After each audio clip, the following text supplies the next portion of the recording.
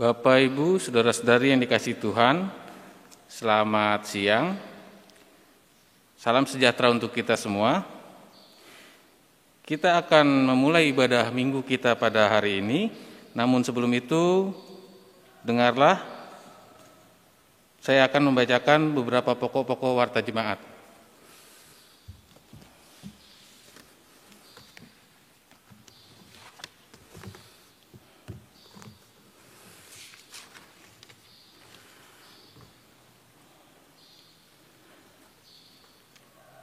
Warta yang pertama, pelayanan kebaktian, diinformasikan sehubungan dengan informasi penyebaran COVID-19 di area sekitar Kampung Sawah, maka Majelis Jemaat GKP Kampung Sawah memutuskan untuk mengadakan kebaktian minggu secara daring atau online kembali pada waktu yang ditentukan kemudian. Untuk warta kebaktian tengah pekan atau kebaktian rumah tangga, kebaktian tengah pekan atau kebaktian rumah tangga akan dimulai kembali pada hari Rabu 20 Januari 2021 pukul 19 waktu Indonesia Barat via Zoom. Pelayan firman akan dipimpin oleh Bapak Pendeta Leonard Bayu Laksono Dalopoe MSI. Kiranya jemaat dapat ikut ambil bagian dalam kegiatan ini. Untuk warta kelas katekisasi, diinformasikan kepada pemuda dan remaja yang akan mengikuti katekisasi reguler atau persiapan CD, kelas akan dimulai pada hari ini, Minggu 17 Januari 2021 pukul 13 waktu Indonesia Barat, via Zoom. Bagi yang belum menyerahkan formulir pendaftaran, diharapkan segera disampaikan kepada sekretariat gereja.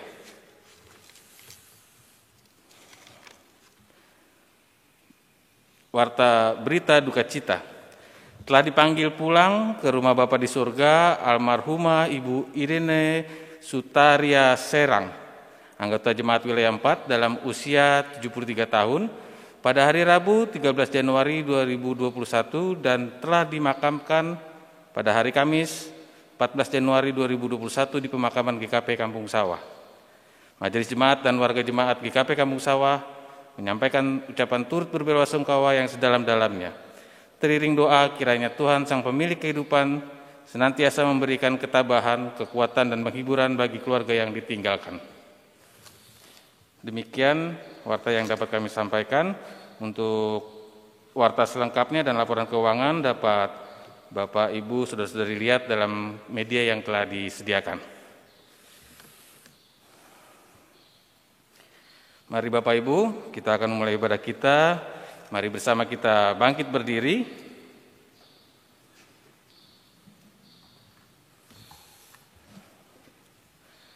Marilah kita masuk ke dalam kebaktian dengan mata dan hati yang tertuju kehadirat Allah Maha Kudus, sumber hidup kita. Tengadahkanlah wajah dan jiwa kepada Allah yang penuh dengan rahmat dan belas kasihan. Gerakanlah semangat dan tangan bagi kemuliaan Allah, sumber kekuatan kita. Bukalah pikiran dan rangkailah kata untuk memuji Allah, karena Allah adalah penolong dan penyelamat kita.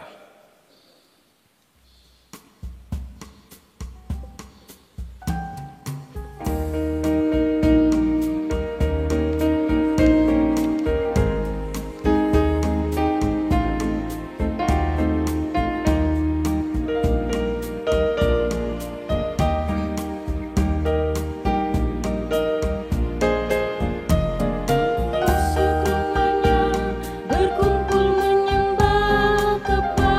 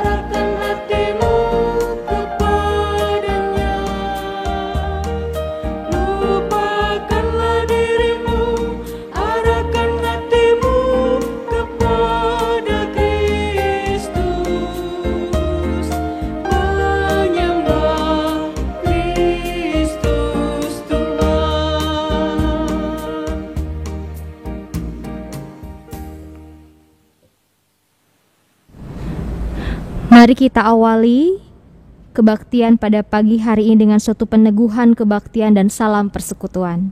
Pertolongan Allah Bapa sudah diberikan kepada kita dengan penyelamatan oleh Yesus Kristus.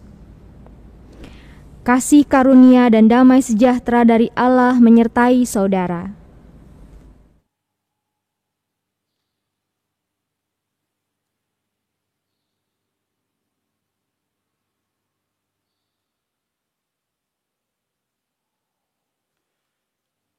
Nas pembimbing dalam kebaktian minggu ini diambil dari 1 Samuel 3 ayatnya yang 9, demikian tertulis.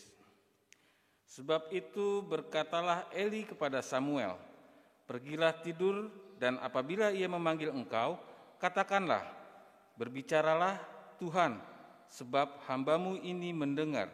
Maka pergilah Samuel dan tidurlah ia di tempat tidurnya. Demikian nas pembimbing pada hari ini.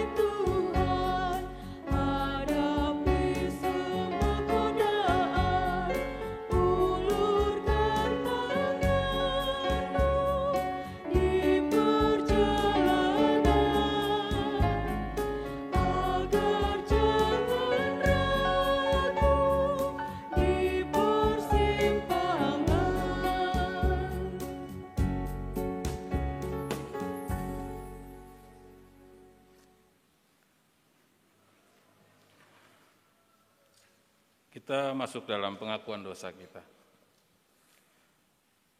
Allah menghendaki agar manusia selalu berada dekat dengannya.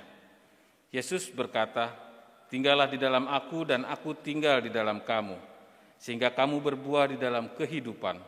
Sebab di luar aku, kamu tidak dapat berbuat apa-apa. Jikalau manusia menjauhi Allah dan berada di luar Allah, maka manusia akan kehilangan pengenalan akan Allah dan kehendaknya. Pikiran, perkataan, dan perbuatan manusia akan dicemari oleh kehendak yang tidak terkendali, sehingga mencemari dirinya, sesamanya, dan kehidupan milik Allah. Inilah dosa manusia yang bila dibiarkan akan menjerat dan membinasakan manusia itu sendiri. Kenyataan itu sangat menyakitkan hati Allah, karena manusia akan mengalami kebinasaan. Namun Allah tidak menghendaki manusia binasa di dalam dosa, melainkan Allah menghendaki agar manusia tetap hidup. Karena itulah Allah memanggil kita, manusia berdosa ini, untuk datang mendekat kepadanya, agar kita memiliki hidup dalam kelimpahan anugerah-Nya. Marilah kita datang mendekat dengan mengakui segala dosa kita di hadapan hadirat Allah. Saat teduh untuk kita semua.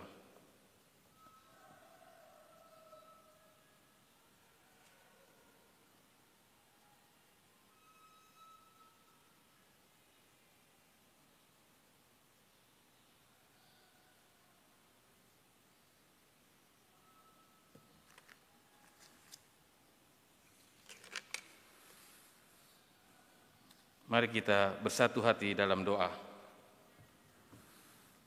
Ya Tuhan Allah yang mengenal isi hati manusia, kami mengaku betapa hati kami dikuasai keserakahan, jiwa kami diliputi ketamakan, batin kami dicemari kerakusan, sehingga kami menjadi pribadi yang egois, tidak peduli, tidak bersedia mengerti kesulitan orang lain. Kami tidak merasa bertanggung jawab terhadap kesengsaraan dan penderitaan orang lain.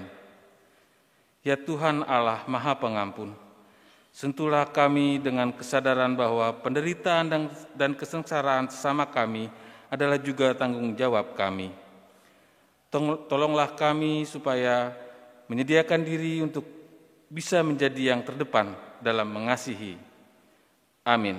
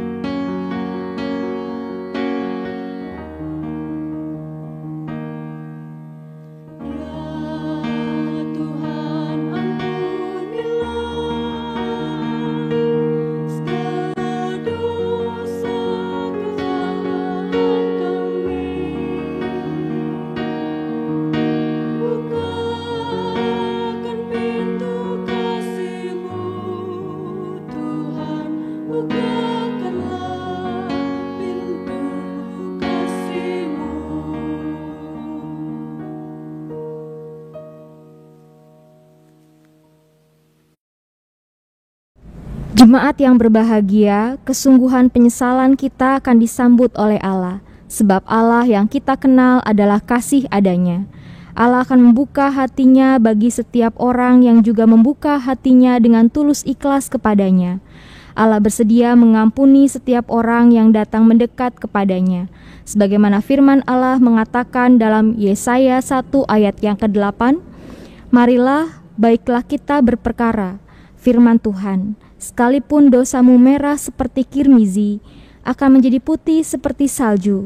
Sekalipun berwarna merah seperti kain kesumba, akan menjadi putih seperti bulu domba." Kita nyatakan syukur dan penyerahan diri ke dalam hidup baru. Tuhan telah melakukan karya besar bagi kita, maka kita bersuka cita.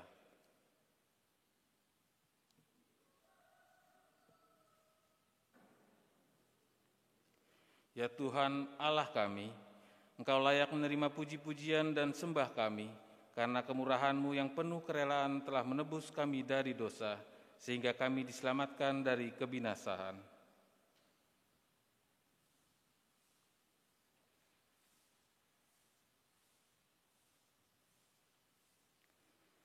Terimalah syukur dan pujian kami, serta bimbinglah kami memasuki kehidupan yang baru dalam karunia Yesus Kristus.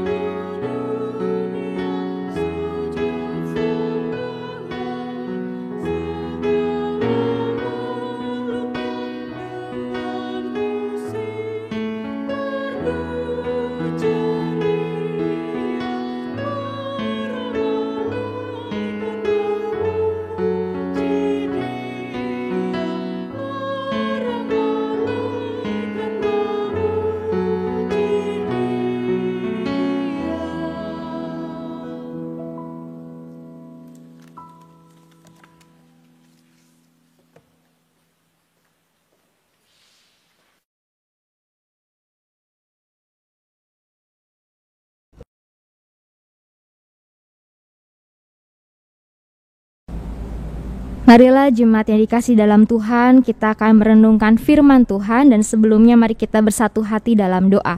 Kita siapkan hati kita berdoa. Terpujilah Engkau Tuhan Allah Bapa kami, karena kasih setiamu kami boleh Engkau satukan dalam ibadah pada saat ini.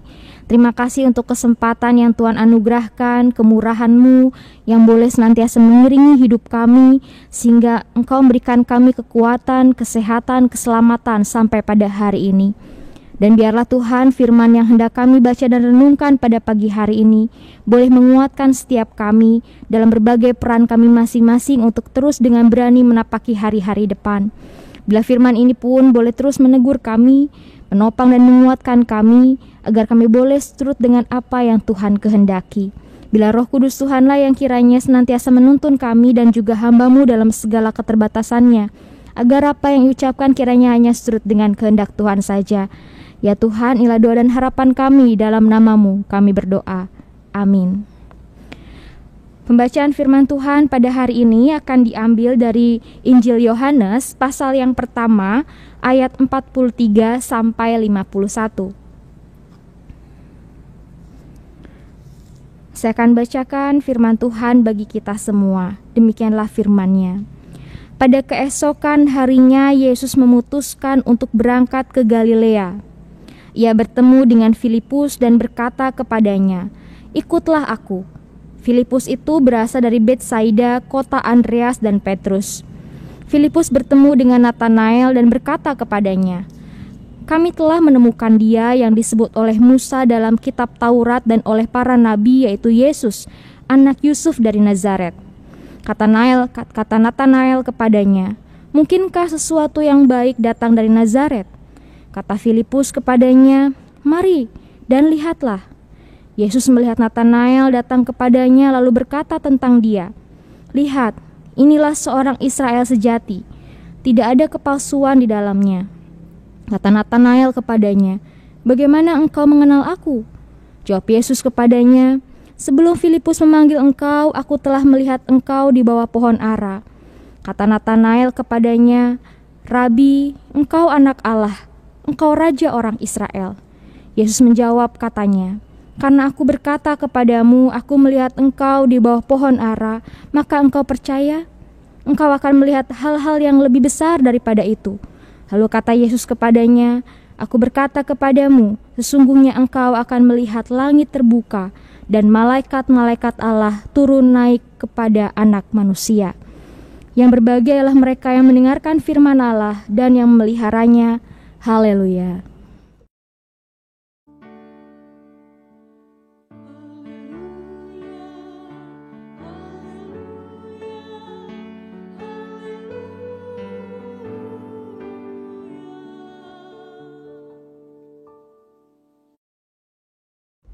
Selamat pagi Bapak Ibu Saudara yang dikasih dalam Tuhan.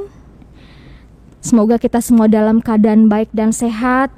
Saya akan membawakan khotbah pada pagi ini dengan sebuah kisah dari sebuah desa, di mana desa tersebut rencananya akan kedatangan tokoh-tokoh penting, para calon-calon anggota dewan.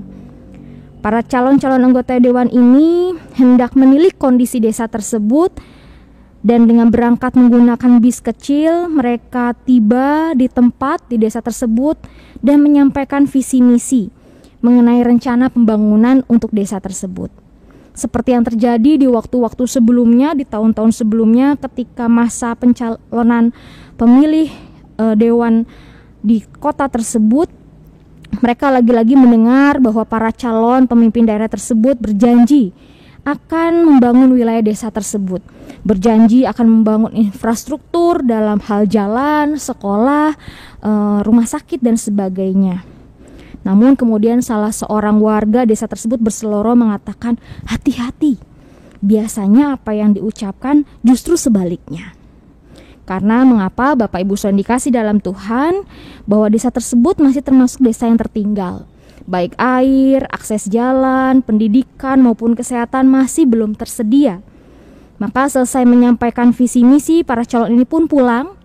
Dan dalam perjalanan pulang tersebut, ketika masih menelusuri jalan desa tersebut, tadi sangka bis ini jatuh masuk ke dalam jurang. Dan ketika kejadian itu terjadi, memang ada beberapa warga yang sempat melintasi bis yang tengah mengalami kecelakaan tersebut.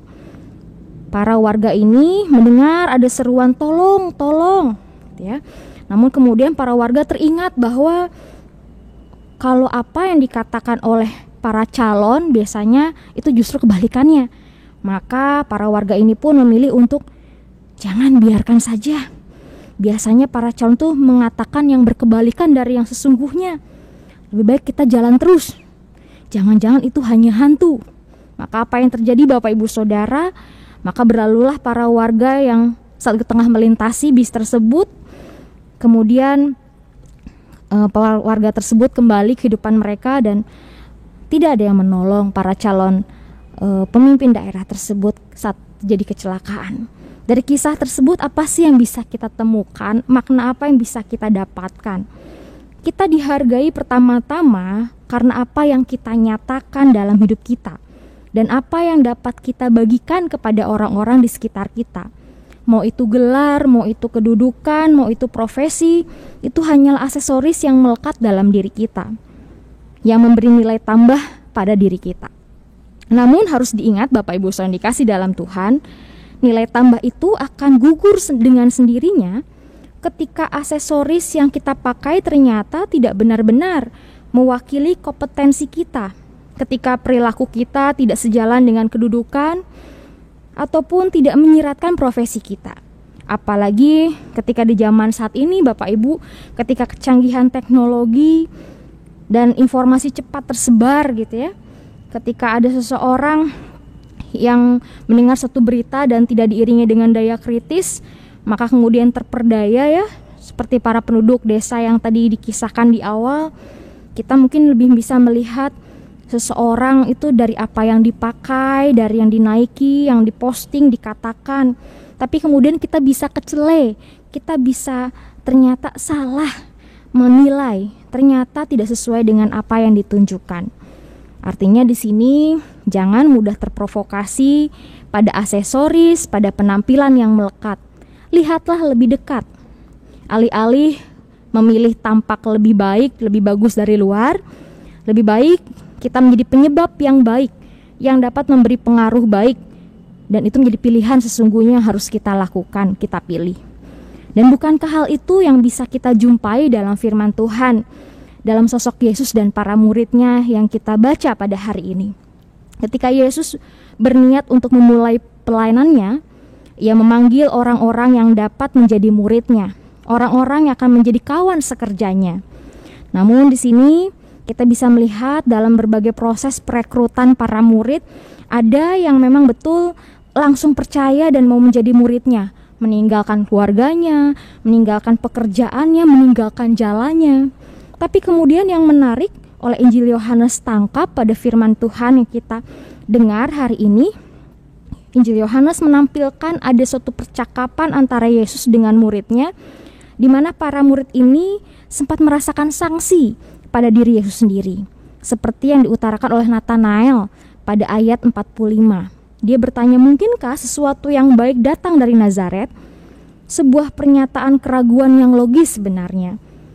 Kenapa? Karena di sini mau direkrut kok menjadi murid orang yang maha penting, yakin tuh dari Nazaret. Saya pun tidak tahu siapa itu Yesus. Masa sih datang dari Nazaret gitu ya? Bahkan dari Nazaret itu kota yang kecil, yang tidak terkenal. Tidak mungkin sesuatu yang penting itu datang dari sana. Lalu siapa Yesus? Yang saya kenal hanya Elia dan Musa gitu ya. Mungkin itulah yang dalam pikiran Nathanael pada saat itu.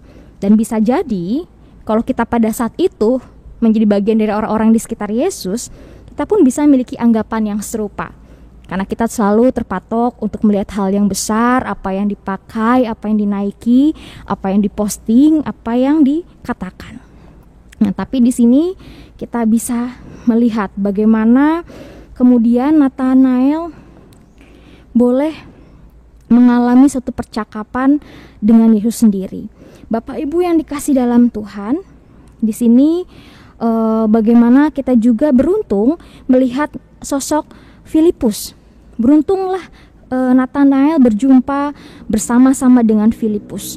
Karena sosok Filipus di sini bisa kita lihat bersama-sama bagaimana Filipus adalah seorang sosok murid, seorang pewarta kabar baik yang di sini termasuknya gigih.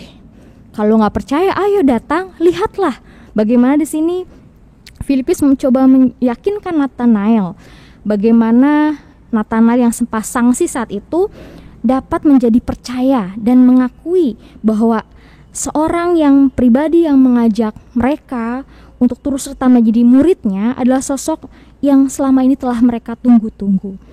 Dan ternyata upaya Filipus ini disadari betul oleh Yesus, dan kemudian Yesus pun mengambil kesempatan tersebut untuk memperkenalkan dirinya dengan cara juga yang tidak biasa, dengan cara yang tidak langsung, wah betul saya itu Yesus, tapi dengan cara bagaimana dia tahu betul siapa itu Nathanael, dan dengan cara dia menyatakan kebiasaan Nathanael, seorang yang tekun setia dalam doa, dalam Taurat, setiap hari dia beribadah gitu ya. Dan itu yang kemudian akhirnya Nathanael sadar bahwa dialah Yesus, dialah anak Allah, Raja orang Israel. Sebenarnya dari sini kita bisa melihat bagaimana Yesus adalah sosok yang menjadi teladan bagi kita. Dia merekrut, dia memilih para murid dengan cara yang tidak biasa, seperti yang dilakukan oleh dunia, memilih karyawan, sebagainya harus yang paling terbaik. Tapi ketika sudah dipilih ternyata tidak dapat dengan sepenuh hati bekerja. Yesus melihat bagaimana hati para murid itu sendiri. Yesus melihat dan memanggil mereka yang memang mau taat dan dibentuk oleh Tuhan, bukan yang dilihat dari secara kasat mata, dilihat dari luar. Para murid akhirnya kemudian sebenarnya lupa ketika mereka menyaksikan Yesus adalah anak Allah, karena aksesoris yang melekat pada Yesus pada saat itu tidak datang dari kota yang terkenal, berpenampilan yang biasa, berjalan tidak menggunakan kuda dengan kebesarannya. Mari kita lihat sendiri juga bagaimana Yesus memilih para murid-muridnya. Para murid yang sebenarnya bukan berasal dari kalangan berpendidikan tinggi. Mereka yang dipandang bahkan sebelah mata oleh masyarakat sekitarnya. Mereka adalah nelayan, pemungut cukai, bahkan orang-orang dipandang berdosa. Orang yang tidak masuk hitungan di tengah-tengah masyarakat. Namun kita di sini boleh melihat bagaimana Yesus mengenal masing-masing di setiap mereka. Nathanael yang hari-harinya bertekun dalam doa, dalam Taurat, dan Yesus melihat kemauan besar dari Nathanael untuk mau taat, mau dibentuk oleh Tuhan, bukan dari atribut yang mereka miliki. Bapak Ibu yang dikasih dalam Tuhan, artinya di sini kita bisa melihat bagaimana sikap dan harapan Yesus, bagaimana Yesus hendak mendobrak apa kebiasaan, kecenderungan banyak orang yang mudah terpukau pada hal besar, yang dari tampilan luar hingga kita lupa, kemudian akhirnya bekerja untuk memberi buah dari setiap pelaku hidup yang bisa kita tunjukkan, membawa pengaruh baik bagi kehidupan di sekitar kita. Nah, Yesus berharap agar para muridnya dan juga kita di sini untuk menjadi murid-muridnya yang terpanggil, yang mampu memberi pengaruh yang baik seperti Filipus kepada Nathanael. Lalu bagaimana menjadi murid yang baik, memberi pengaruh positif dalam hidup sekitar kita? Artinya kita perlu belajar dari kata murid itu sendiri. Secara umum murid itu adalah orang yang mau belajar, menimba ilmu, untuk meningkatkan kualitas hidup. Tapi kemudian dalam Alkitab bukan hanya dimaknai sebagai orang yang belajar. Murid adalah seseorang yang mau menjadi pengikut dan mengabdikan dirinya sepenuhnya kepada pribadi yang dianggap sebagai guru. Nah, dalam hal ini adalah Yesus Kristus. Artinya di sini menjadi murid Yesus adalah seorang yang mau mengikuti jejak kemanusiaan Yesus. Dan dalam jejak kemanusiaan Kristus, kita bisa pun menjumpai bagaimana Kristus telah merendahkan diri, taat dan setia kepada Allah Bapanya dalam menunaikan misi penyelamatan bagi manusia, bagi kita semua. Maka demikian juga kita pada saat ini. Kita yang adalah sebagai juga bagian dari murid Kristus, maka setiap kita yang mau menjadi muridnya, yang memberi pengaruh baik, maka kita pun perlu meneladani sisi jejak kemanusiaan Kristus, yang memiliki kerendahan hati, ketaatan, kesetiaan pada Kristus, dan juga mau mempertanggungjawabkan hidup ini sesuai dengan kehendak Kristus. Ada sebuah kisah yang diangkat dari sebuah desa di Irlandia, Bapak Ibu Saudara. Seorang perempuan parubaya bernama Corrie McBride. Corrie tinggal di sebuah desa terpencil di Irlandia, di mana desa tersebut terdapat beberapa kelompok Kristiani. Maka dalam hari-harinya Corrie ini adalah seorang aktivis gereja. Dia seorang pianis gereja. Suatu petang, sore itu menurut rencana akan diadakan persekutuan. Maka seperti biasanya Corrie datang terlebih dahulu membuka pintu gereja, menyiapkan buku nyanyian dan mimbar, dan membuka penutup organ karena bersiap-siap untuk mengiringi pujian. Nah, apa yang kemudian terjadi Bapak Ibu? Ketika sore menjelang petang tersebut, kabut tebal meliputi desa tersebut. Dan tak lama turunlah hujan lebat. Sejam, 2 jam, 3 jam Corrie menanti, dan tidak ada seorang pun yang datang ke gereja di atas bukit tersebut. Maka ia mengisi waktu dengan bernyanyi dan memainkan pianonya. Lalu apa yang terjadi Bapak Ibu? Ketika dia sudah berakhir menunggu dan dia pulang ke rumahnya 2 hari kemudian, gereja tersebut melakukan kembali persekutuan. Dan tak disangka hadirlah rombongan pejabat negeri tersebut yang kemudian tiba-tiba menanyakan, apakah ada warga gereja yang melakukan aktivitas di 2 hari lalu pada malam? Dengan nada gemetar, Corrie memberikan jawaban dan berterus terang mengatakan bahwa dia sempat datang di gereja, hendak mengikuti ibadah, menyalakan lampu dan menyanyi. Lalu ternyata yang mengejutkan adalah apa Bapak Ibu Saudara? Ternyata pemimpin rombongan pejabat tersebut menyampaikan penghargaan dan memberikan ucapan terima kasih atas apa yang dilakukan oleh Corrie. Mengapa? Karena ternyata nyala lampu gereja di atas karang pada malam saat Corrie tengah menanti anggota jemaat untuk beribadah telah membantu sebuah kapal tanker pembawa pemasok bahan bakar ke Irlandia yang kemudian akhirnya terhindar dari kecelakaan menabrak batu karang yang pada saat bersamaan saat itu lampu mercusuar tengah padam. Nah, artinya di sini menjadi seorang yang dapat memberikan pengaruh baik pada kehidupan di sekitar kita. Kita bisa dapat mulai dari setiap kesetiaan yang bisa kita kerjakan. Dari sini kita bisa melihat bagaimana kita menjadi seorang murid yang dapat memberikan pengaruh baik bagi kehidupan sekitar kita. Contohnya adalah sikap setia kita kepada setiap tugas yang Tuhan percayakan kepada kita pun dapat memberikan pengaruh baik dan membuahkan berkat yang luar biasa bagi kehidupan kita. Mari kita mulai menjadi seorang murid Kristus yang beri pengaruh baik.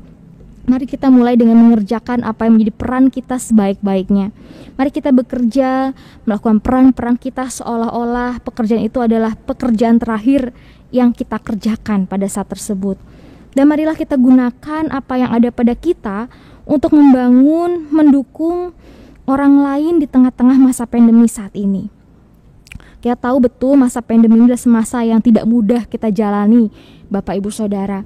Kita boleh mendengar berbagai kisah sedih, kisah pilu, kisah duka, di mana bukan hanya orang mengalami kehilangan orang yang dikasihi, bahkan bisa pun mengalami kehilangan mata pencahariannya.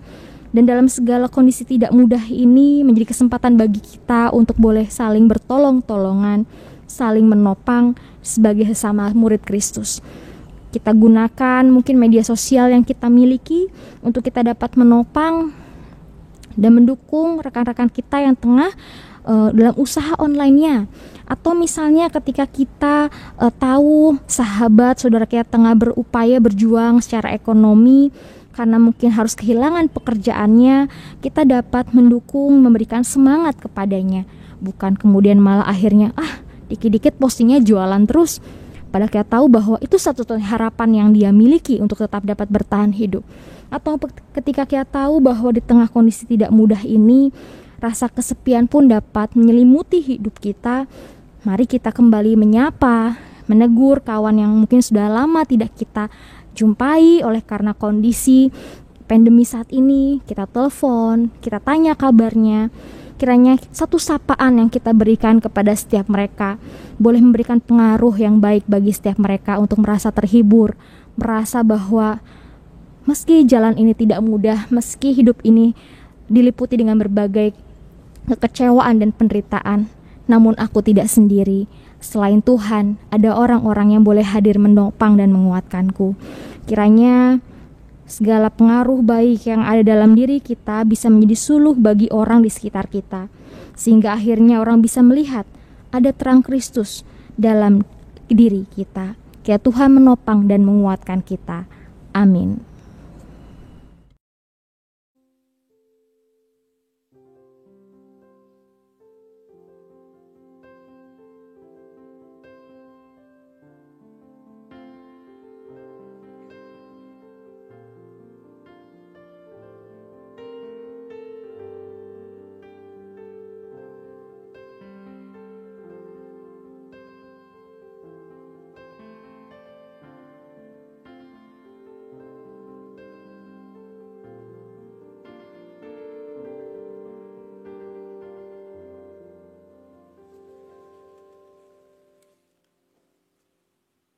Bapak Ibu, saudara-saudari jemaat yang dikasihi Tuhan, dimohon berdiri. Marilah kita mengucapkan pengakuan iman bersama-sama dengan berkata, Aku percaya kepada Allah Bapa yang Maha Kuasa, Khalik langit dan bumi, dan kepada Yesus Kristus, anaknya yang tunggal Tuhan kita, yang dikandung daripada Roh Kudus, lahir dari anak darah Maria, yang menderita di bawah pemerintahan Pontius Pilatus, disalibkan, mati dan dikuburkan, turun ke dalam kerajaan maut. Pada hari yang ketiga bangkit pula dari antara orang mati, naik ke surga, duduk di sebelah kanan Allah Bapa yang Maha Kuasa. Dan dari sana ia akan datang untuk menghakimi orang yang hidup dan yang mati. Aku percaya kepada Roh Kudus, gereja yang kudus dan am, persekutuan orang kudus, pengampunan dosa, kebangkitan daging, dan hidup yang kekal. Amin. Jemaat dipersilakan duduk kembali.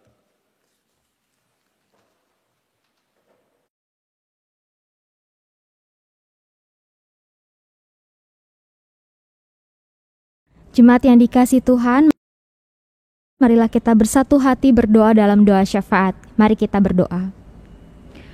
Tuhan, pagi ini kami mengucap syukur sudah diberikan kesempatan untuk berjumpa dengan firman-Mu.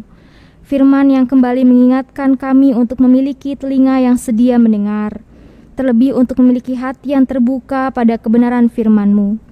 Firman yang boleh menuntun kami, boleh menjadi murid-murid yang dapat memberi dampak yang baik bagi kehidupan, bagi setiap peran yang Tuhan percayakan kepada kami. Kami memohon biarlah setiap firman yang telah kami dengar dapat menguatkan langkah kaki kami ke depan dalam menghadapi berbagai pergumulan. Kiranya kami dikuatkan untuk tidak mudah goyah ketika menghadapi kesulitan. Terlebih kami dihiburkan bahwa janji Tuhan senantiasa melindungi dan memelihara kami. Kami berdoa untuk persekutuan di tengah-tengah jemaat GKP Kampung Sawah dan juga seluruh gereja di dunia di tengah masa pandemi ini. Berkati setiap karya pelayanan yang ada. Kuatkan setiap jemaat dan pelayannya dalam menghadapi berbagai tantangan di tengah-tengah masa pandemi ini. Ajar kami Tuhan untuk tetap setia dan bersyukur, bukan hanya di saat terbaik, menyenangkan, tapi juga kuatkan kami Tuhan untuk tetap setia meski keadaan tidak selamanya baik. Arahkanlah hati dan pikiran kami ya Tuhan, untuk tetap melihat harapan di dalam Tuhan, bahwa Engkau Allah yang setia, Allah yang mengasihi kami dan keluarga kami setiap hari. Kami bersatu hati berdoa untuk setiap anggota jemaat kami yang sakit, untuk para sepuh, ibu hamil, anak-anak, para orang tua, kaum muda di tengah-tengah jemaat-Mu, yang dengan berbagai pergumulannya masing-masing. Kami bersatu hati berdoa untuk setiap jemaat yang sakit, untuk Bapak Yohanes Budiarto, Bapak Parmena Sandang, Bapak Suherdiman Rikin, Bapak Jemi Komalik, Bapak Alain Komalik, Bapak Beni Hardian Nugroho, Bapak Sularto, Ibu Asiana Sairin, Ibu Yesiana Harahap, Ibu Hermalina Kusnawi, Ibu Rosalia Otol, Ibu Sujiati, Ibu Anih Empit, Ibu Neti Baiin, Ibu Emawati, Ibu Ananiman, Ibu Yahna Niman, Ibu Serli Daniati, Ibu Murniati Rikin, Ibu Aneta Sukariati Karel, Ibu Karsih, Ibu Angel Beatrix Soru, Ibu Sukaisi Sanglir, Saudara Destian Sanglir, Saudari Oktaviani P. Kundimang, Saudari Helena Putri Narun, Saudari Jean Komalik, Saudari Dinar Maharani, anak Jessica Karlisia Komalik, anak Pras, anak Inka, anak Andrea. Kami pun bersatu hati berdoa untuk Ibu Sumiarti Tampu Bolon, Ibu Margareta, Ibu Maria Wasina Kadiman, Bapak Sony Antonius YS, dan Ibu Cornelia Mata Helumual. Biarlah kasih Tuhan senantiasa mengiringi setiap orang yang kami kasihi, yang tengah berupaya berjuang berpulih dari sakitnya. Berkati setiap upaya dari keluarga, tenaga medis, dan juga setiap obat-obatan boleh memulihkan mereka seperti sedia kala. Kami pun saat ini bersehati ya Tuhan untuk setiap para orang tua kami yang tengah mengalami lemah fisik karena lanjut usianya. Kami bersatu hati berdoa untuk Opung Sihombing, Bapak Warman Hidayat, Bapak Parmena Sandang, Bapak Boyat Samad, Bapak Bertus MP, Bapak Bonin Dimin, Ibu Esther Wakinah, Ibu Selvia Lasso, Ibu Icih, Ibu Asianah Kuli, Ibu Asmani Saiman, Ibu Marsi Bayin, Ibu Halimah, Ibu Asmiati Koli, Ibu Paijah, dan Ibu Ani Samad. Kiranya dalam kelemahan fisik karena sepuhnya, Tuhan hadir senantiasa mengiringi menyertai mereka. Hadirlah Tuhan bersama dengan keluarga yang mendampingi, memberikan kekuatan dan kesabaran. Dan kami juga bersatu hati berdoa untuk seluruh program pelayan di tengah-tengah jemaat GKP Kampung Sawah. Di tengah-tengah masa pandemi ini, Tuhan senantiasa menyertai seluruh para pelayan, pendeta, komisi kategorial, panitia-panitia yang ada untuk boleh bersatu hati mendukung seluruh apa yang Tuhan percayakan di tengah-tengah jemaat. Yang berkati seluruh jemaat Tuhan yang bergumul dalam kehidupan mereka di tengah masa pandemi, baik yang bergumul oleh karena kondisi ekonomi, oleh karena kondisi kesehatan, oleh kondisi rumah tangga ataupun keluarga, dan juga pekerjaan. Kiranya hadirlah di tengah-tengah kami semua. Kami pun berdoa untuk masa pandemi yang masih harus kami hadapi. Berkati setiap upaya yang terus diupayakan para pemerintah dan tenaga medis. Biarlah seluruh kebijakan itu dapat menolong kami semua untuk keluar dari pandemi ini. Biarlah badai yang kami alami bersama ini dapat segera berlalu, dan kasih-Mu hadir mengiringi kami terus dalam setiap hal yang kami kerjakan dan lakukan sehari-hari selama sepekan ke depan. Ampunilah segala dosa kami ya Tuhan. Kuatkanlah kami menapaki hari-hari ke depan dengan sukacita dan semangat bersama dengan Tuhan. Dalam nama Tuhan Yesus kami telah berdoa, dan saat ini kami hendak berdoa seperti yang Tuhan ajarkan kepada kami. Bapa kami yang ada di sorga, dikuduskanlah nama-Mu, datanglah kerajaan-Mu, jadilah kehendak-Mu di bumi seperti di sorga. Berilah kami pada hari ini makanan kami yang secukupnya, dan ampunilah kami akan kesalahan kami, seperti kami juga mengampuni orang yang bersalah kepada kami. Dan janganlah membawa kami ke dalam pencobaan, tapi lepaskanlah kami daripada yang jahat, karena Engkaulah yang mempunyai kerajaan dan kuasa dan kemuliaan sampai selama-lamanya. Amin.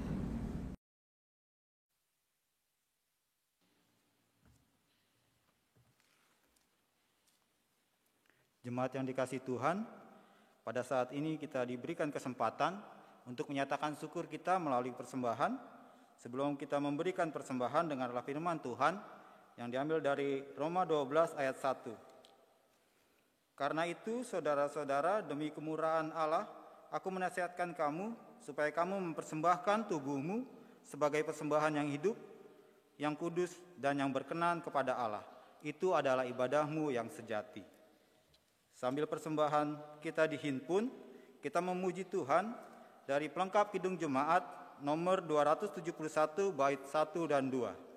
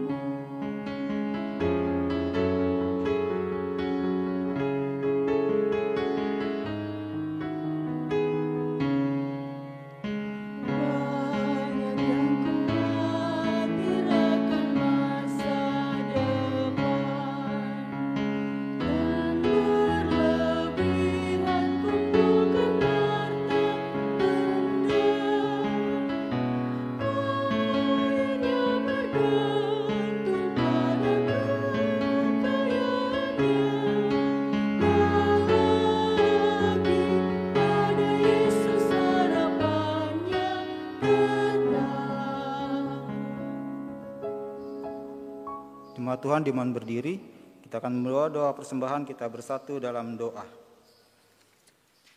Puji dan syukur kami panjatkan kehadirat-Mu Tuhan, atas setiap berkat-berkat Tuhan yang boleh kami rasakan hari lepas hari hingga pada saat ini.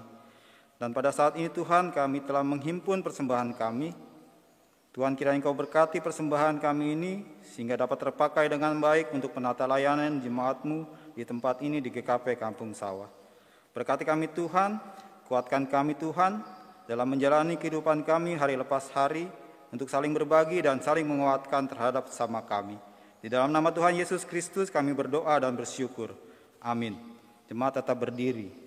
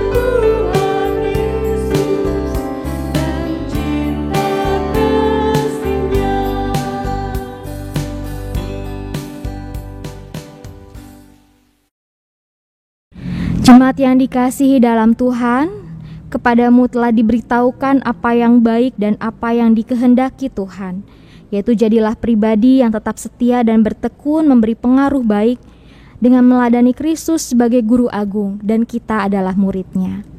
Terimalah berkat Tuhan. Allah berjalan di depan untuk menuntun engkau, Allah berjalan di belakang untuk menguatkan engkau. Allah ada di sekelilingmu untuk menjaga dan memelihara engkau sekarang dan selama-lamanya. Haleluya. Amin.